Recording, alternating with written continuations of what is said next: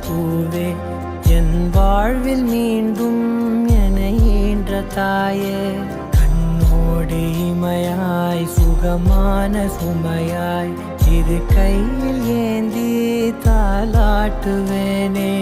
காற்றோடு தலை கோதி நதியோடு தவழ்ந்து உயிரோடு உயிராக உறவாடும் அழகே பனியோடு விளையாடி மலர் ஊஞ்சலாடி கரை வந்து தமிழ் பேசும் இரு கால் வெண்ணிலவே சிறகாக உன்னை நான் ஏந்தி செல்வேன்